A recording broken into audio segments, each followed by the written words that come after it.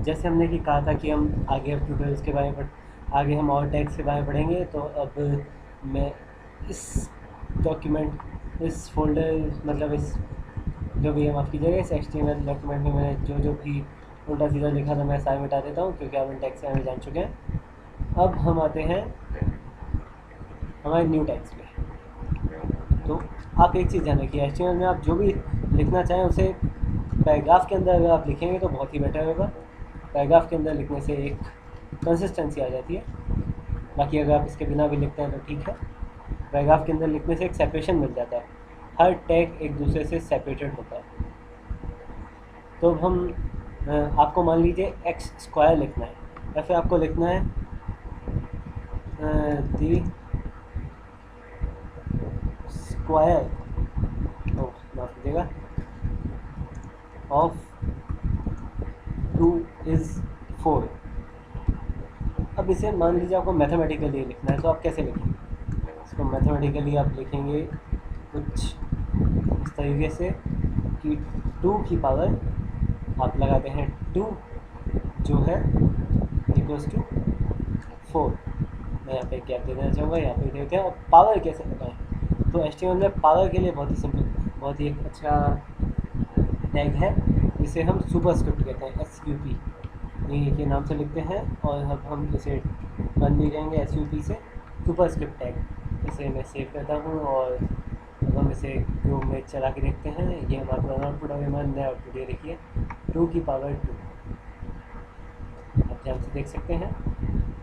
ये पावर लगाने के लिए SUP सुपरस्क्रिप्ट का यूज़ करते हैं। अगर हम यही कोई केमिकल फॉर्मूला लिखना है, जैसे मान लीजिए H2O, अब हमें H2O लिखना है, ये वाटर के लिए यूज़ होता है। तो अब हम H2O कैसे लिखेंगे? H2O इस तरीके से लिखा नहीं आता। H2O is the chemical formula for water. अब ये तो हमने लिख दिया, ये तो सारा इंग्लिश का टैग है, चलिए कोई अंतर नहीं है। एक जो मैंने गलती की, इसको मैंने पैराग्राफ में इनक्लोज नहीं किया और मैं इसे पैराग्राफ में इनक्लोज कर देता हूँ। अब हम आते हैं H2O पे। इसे अब हम कैसे लिखेंगे? अब जब नीचे लिखना हो तो इसके लिए HTML में सेम ही एक टैग दे रखा है, उसे कहते हैं सबस्क्रिप्ट, जिसे SUB से इंडिकेट करते हैं। हमें जो भी नीचे लिखना है उसे SUB में इनक्लोज किया, सेव किया, और ये देखिए पेज को रिलोड करता हूँ तो यहाँ पे मैंने O भी नीचे कर दिया है। देखिए मैंने O भी नीचे कर दिया, गलती के लिए माफ़ी चाहता हूँ। यहाँ पे हम O बाहर लिखते हैं, कैपिटल O लिखेंगे। इसे मैं सेव करता हूँ और यहाँ पे हम पेज को फिर रिलोड करते हैं तो ये देखिए H2O 2, ये आ गया आपका 2 नीचे। H2O is the chemical formula for. हमने अभी सुपरस्क्रिप्ट और सब्सक्रिप्ट के बारे में पढ़ा। नेक्स्ट हम जिसके बारे में पढ़ने जा रहे हैं वो है, नेक्स्ट टैग है हमारा कोड। अब कोई कुछ है जो कंप्यूटर कोड है हमें बताना है, तो उसके लिए टैग यूज़ होता है कोड। देखिए अब हम पैराग्राफ में यहाँ पे हम अपना कोड टैग देते हैं, कोड कोड टैग के अंदर इनक्लूड करते हैं। अब हमें जैसे कोई कंप्यूटर कोडिंग बतानी है, जैसे मान लीजिए मैं असेंबली लैंग्वेज का कोई इंस्ट्रक्शन देता हूँ, ऐड ए। असेंबली लैंग्वेज का मैंने कोई सेट ऑफ इंस्ट्रक्शंस दिए हैं, ऐड ए, देन उसके बाद मैं देता हूँ, एक सेकंड में इसे न्यू लाइन में ले आता हूँ। हाँ अब सही है। ऐड ए मल यानी मल्टीप्लाई मल बी एंड एक्सेट्रा। अगर आप असेंबली लैंग्वेज सीखना चाहते हैं तो उसके लिए मैं असेंबली लैंग्वेज वाले ट्यूटोरियल्स देखिए, सब सी नहीं, सब एच। इसे अगर हम सेव करते हैं तो अब आप देखिए यहाँ पे कंप्यूटर कोड, ये एक अलग फॉर्मेट में, एक अलग भाषा में, मतलब भाषा नहीं, एक अलग फ़ॉन्ट्स में आ रहा है।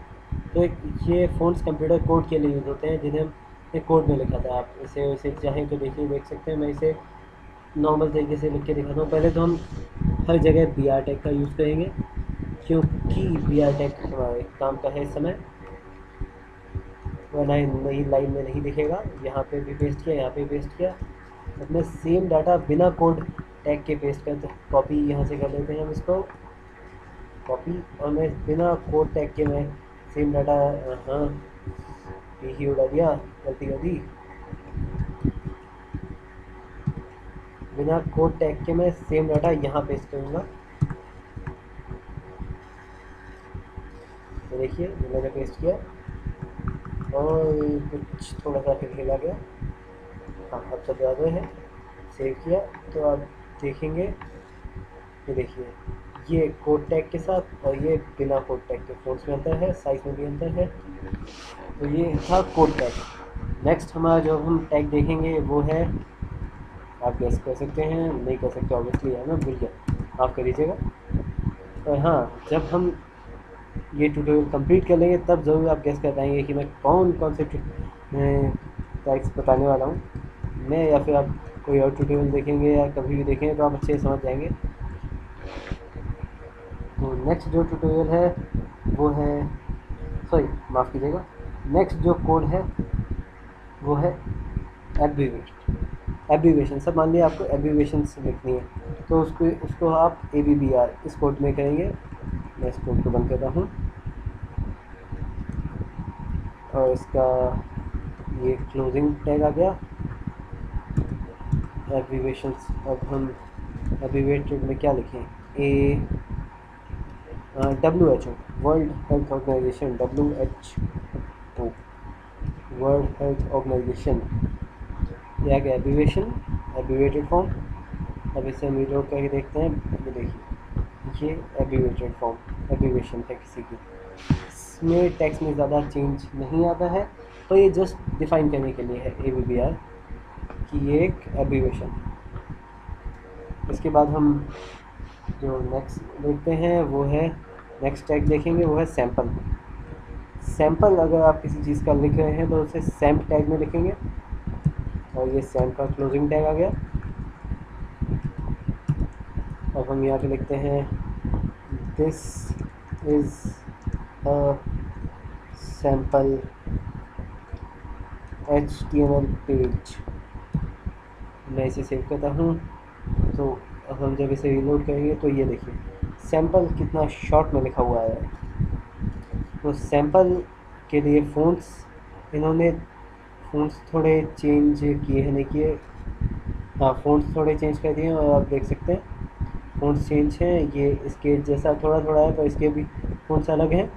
सैम्पल के लिए फ़ॉन्ट्स और फ़ॉन्ट साइज़ चेंज कर दिया गया। तो सैम्प बताता है कि ये एक सैम्पल है किसी भी चीज़ का, जैसे किसी बुक का, किसी एटसेट्रा कोड का, किसी भी थिंग का, एनीथिंग सैम्पल। तो अब हम आते हैं, हाँ मैं कोड के बाद का हटा देता हूँ, इसका अब हमें कोई काम नहीं है। नेक्स्ट हम जिस टैग पे आते हैं वो है हमारा, अब आपको कौन सा टैग ज़्यादा बेटर रहेगा बताना। हाँ, हम अभी तक फॉर्मेटिंग टैग ही देख रहे हैं। तो मैंने आपसे एक बात कही थी कि जैसा का तैसा जो लिखा हुआ नहीं आता कभी भी इसमें HTML में। आपने यहाँ पे ढेर सारे स्पेस अगर दे दें, जैसे मैं यहाँ पे इतने सारे स्पेस दे देता हूँ, फिर मैं इसे सेव करता हूँ तो ऐसा का ऐसा लिखा हुआ नहीं आएगा, ये मैंने कहा था। अगर आपको ऐसा का ऐसा लिखा हुआ चाहिए तो उसके लिए थोड़ी सी मशक्क़त करनी पड़ेगी, और वो मशक्क़त बस एक टैग लगाने की है, वो है ट्री टैग। तो ट्री टैग किस काम का है ये देखते हैं। हम ये का यहाँ से कॉपी कर लेते हैं,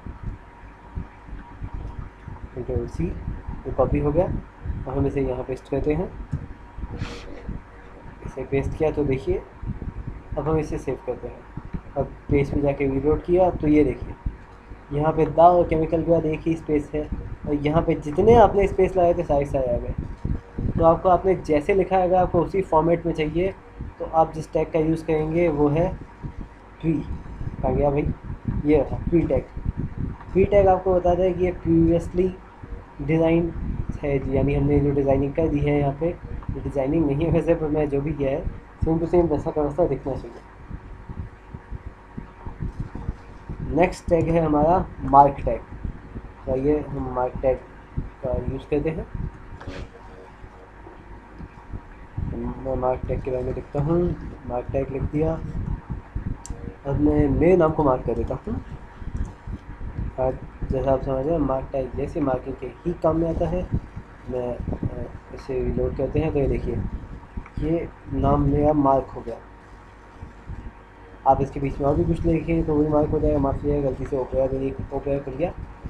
हाँ, तो देखिए मेरा नाम यहाँ पे मार्क हो गया, तो मार्क टैग हमने यूज़ किया इसलिए। और नेक्स्ट जो हमारे पास टैग है वो है कीबोर्ड टैग, KBD कीबोर्ड। ये बताता है कि ये जो टेक्स्ट है ये कीबोर्ड से लिया गया है। जैसे ऑलमोस्ट सारे टेक्स्ट कीबोर्ड से लिया गया होता है, हमें किसी हिस्से में यूज़र इनपुट देना है तो हम KBD कीबोर्ड टैग से उसे स्पेसिफाई कर सकते हैं। मैं यहाँ पे लिख देता हूँ, this is the keyboard text, और मैं इसे सेव करता हूँ। अब हम इसमें जाते हैं तो देखिए ये आ गया आपका कीबोर्ड टैग, जो कुछ सेम हमने जो यूज़ किया था कुछ उसी की तरह है। ये कीबोर्ड टेक्स्ट, कीबोर्ड से लिया गया टेक्स्ट। तो आज के ट्यूटोरियल के लिए इतना ही। बाकी आगे के कुछ टैग्स हम अगले ट्यूटोरियल में पढ़ेंगे।